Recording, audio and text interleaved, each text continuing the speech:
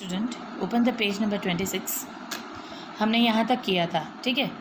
अब यहाँ पे है चेंजिंग शेप्स। चेंजिंग शेप्स कैसे चेंज होते हैं, ठीक है। पहले तो यहाँ पे मैस्टिक से हमें शेप्स बनाने हैं, ठीक है। तो यहाँ पे क्या दिया है, things you need, use a new matchstick. नई मैचस्टिक्स आपको लेनी है। Piece of rubber tube use in the cycle valve. Cycle के वाल्व में जो ऐसी रबर ट्यूब यूज़ होती है एकदम पतली सी, वो आपको लेनी है। तो ये जो वाल्व ट्यूब ली उसके आपको टुकड़े करने हैं ऐसे छोटे छोटे, ठीक है।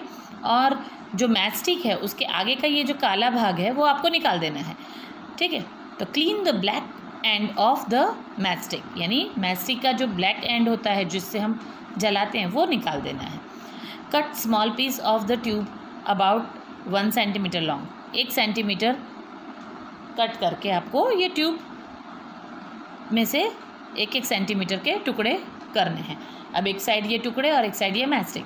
फिर push 2 matchstick into each end of the tube piece. इस तरह से 2 मैचस्टिक को एंड में से इस तरह से बीच में ये ट्यूब डाल के ज्वाइन कर दिया, तो ये स्ट्रेट लाइन हो गया।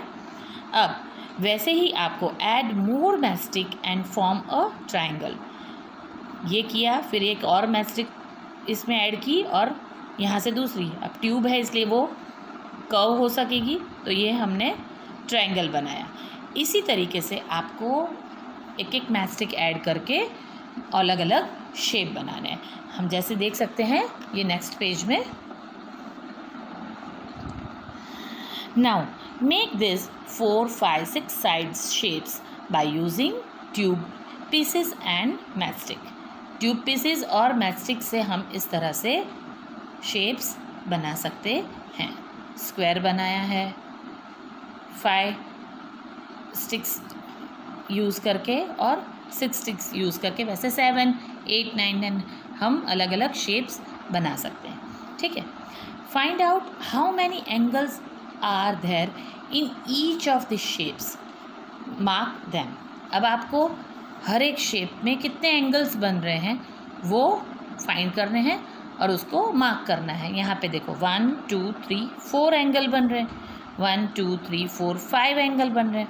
1, 2, 3, 4, 5, 6 एंगल बन रहे हैं। अब ये एंगल बन रहे हैं और कितनी 6 थे, तो 4 मैचस्टिक यूज़ की, 4 एंगल्स बने। यहाँ पे हमने 5 मैचस्टिक यूज़ की और 5 एंगल बने। 6 और 6 एंगल बने। 6 स्टिक्स, 6 रबर ट्यूब, 5 स्टिक्स और 5 रबर ट्यूब से 5 एंगल। समझ में आया? जितनी हम रबर ट्यूब यूज़ कर रहे हैं और जितनी स्टिक्स यूज़ कर रहे हैं उसको उतने ही एंगल बन रहे हैं। ओके, ये आप घर पे भी करके देख सकते हो और इस तरह से कर सकते हो। अब यहाँ पे क्या है देखो, now push each shape downward with the tip of finger. यहाँ पे देखो ये शेप 5 का लिया है, ऊपर से उसको ज़रा सा पुश ऑन करते हैं तो क्या उसके शेप में चेंज आएगा? आएगा ही, आएगा ना। तो एंगल भी डिफरेंट हो जाएंगे। तो does the angle change when push down by the finger? Yes, होता है, लेकिन सिर्फ ट्रायंगल का नहीं होगा। ट्रायंगल में शेप्स चेंज नहीं होगा, बाकी सब में होगा। क्यों? तो अगर देखो यहाँ से हम इसको करेंगे तो इसका शेप चेंज हो जाएगा। इधर से ऐसे पुश ऑन करेंगे तो ये शेप चेंज हो जाएगा एंगल का, इसके एंगल्स भी चेंज हो जाएंगे, ठीक है। ये ब्रॉड हो जाएगा कहीं, अगर इसको हम यहाँ से ऐसे करेंगे तो यहाँ पे ब्रॉड एंगल हो जाएगा, कहीं राइट एंगल बन जाएगा, कहीं। अब ये स्क्वायर में ऐसे करेंगे तो इक्वल एंगल नहीं बनेंगे, इसका शेप अलग हो जाएगा, ठीक है। तो यहाँ पे लेकिन ट्रायंगल में इस तरह से नहीं होगा। तो यहाँ पे यस यस यस और यहाँ नो आंसर आएगा। Okay, now turn the page.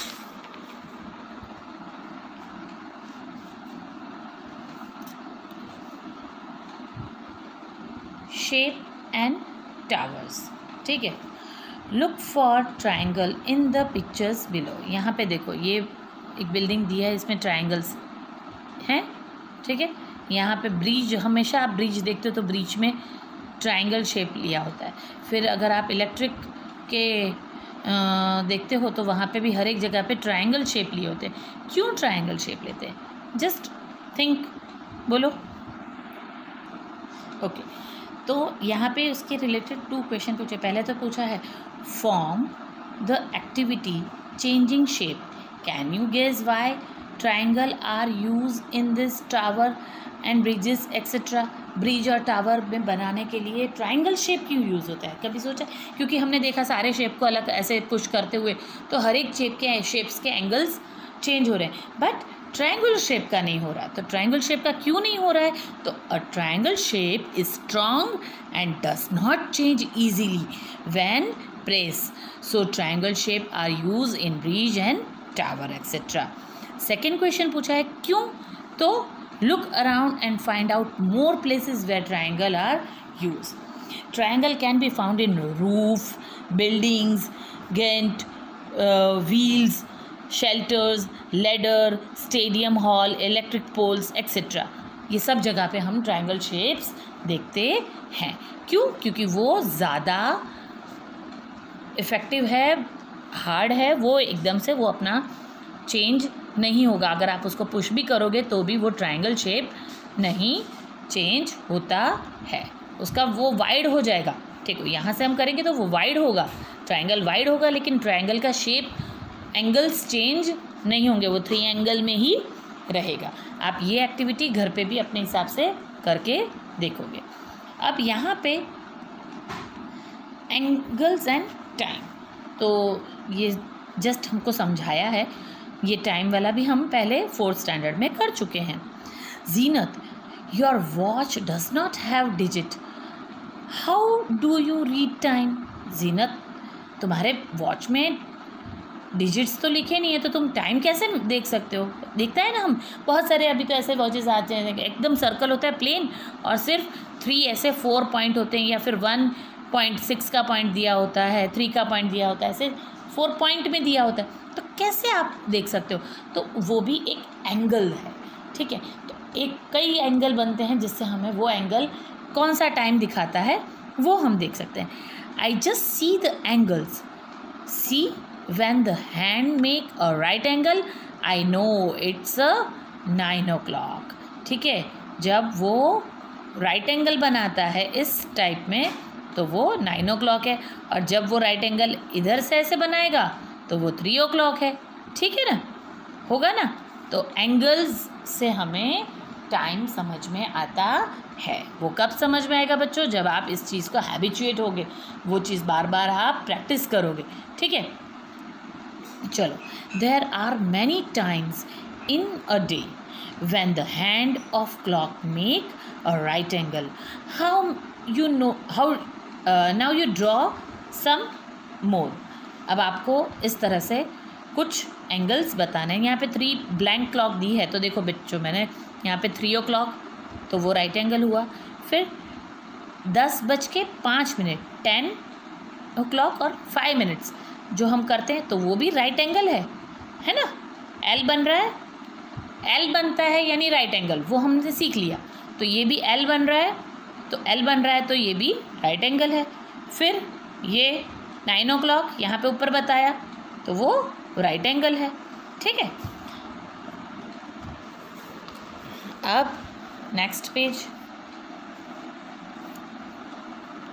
Right what kind of angle is made by the hands at this time, also write the time। अब आपको यहाँ पे 5 o'clock में टाइम बताया है, उसके हैंड्स को आपको देख के बताना है कि वो कौन सा एंगल है और क्या टाइम है। तो यहाँ पे 7:25 7 o'clock और 25 minutes हुए हैं, तो ये कौन सा एंगल बना है? Right angle. एल दिख रहा है? नहीं, एल से कम है तो लेस देन राइट एंगल।